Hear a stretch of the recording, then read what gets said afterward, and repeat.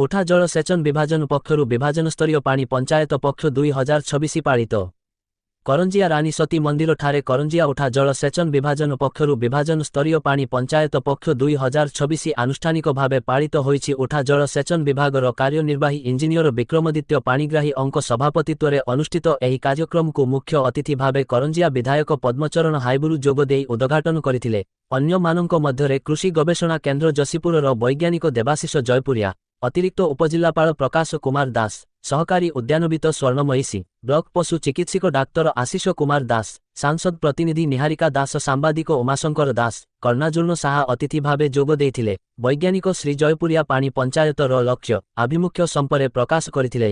କୃଷି କ୍ଷେତ୍ରରେ ଜଳର ବିନିଯୋଗ ଓ ଆବଶ୍ୟକ ଖୁବ୍ ଜରୁରୀ। ଭୂତଳ ଜଳ, ବର୍ଷା ଜଳ ଓ ପ୍ରାକୃତିକ ଜଳକୁ କିପରି ବିନିଯୋଗ କରି ଚାଷୀମାନେ ଉପକୃତ ହେବେ ତାରି ଉପରେ ଯୋଗ ଦେଇଥିବା କୃଷକମାନଙ୍କୁ ବୁଝାଇଥିଲେ। ପଶୁ ଚିକିତ୍ସକ ଡାକ୍ତର ଦାସ ସରକାରୀ ସ୍ତରରେ ବିଭିନ୍ନ ଯୋଜନାରେ ଗୋପାଳନରେ କେଉଁ କେଉଁ ଯୋଜନା କାର୍ଯ୍ୟକାରୀ କରାଯାଉଛି ତାହା ଚାଷୀ କିପରି ଜାଣିପାରିବେ, ଯୋଜନାରେ କ'ଣ ବ୍ୟବସ୍ଥା ରହିଛି ତାରି ଉପରେ ବକ୍ତବ୍ୟ ପ୍ରଦାନ କରିଥିଲେ। ସେହିଭଳି ବରିଷ୍ଠ ସାମ୍ବାଦିକ ଶ୍ରୀ ଦାସ ବର୍ତ୍ତମାନ ଭାରତ କିପରି କୃଷି କ୍ଷେତ୍ରରେ ଆତ୍ମନିର୍ଭରଶୀଳ ହୋଇପାରିଛି ଓ ବିଶ୍ୱରେ ଅଗ୍ରଣୀ ବଳକା ଖାଦ୍ୟ ଉତ୍ପାଦନକାରୀ ଦେଶ ହୋଇଛି, କିପରି ଆହୁରି କୃଷି କ୍ଷେତ୍ରରେ ଆଗେଇଯିବାର ଲକ୍ଷ୍ୟ ରଖିଛି ତାରି ଉପରେ ବକ୍ତବ୍ୟ ପ୍ରଦାନ କରିଥିଲେ। ମୁଖ୍ୟ ଅତିଥି ବିଧାୟକ ଶ୍ରୀ ହାଇବୁରୁ ସରକାରୀ ଯୋଜନାଗୁଡ଼ିକ କିପରି କୃଷକଙ୍କ ଆର୍ଥିକ ଦିଗରେ ସହାୟକ ହେଉଛି ତାରି ଉପରେ ବକ୍ତବ୍ୟ ରଖିଥିଲେ।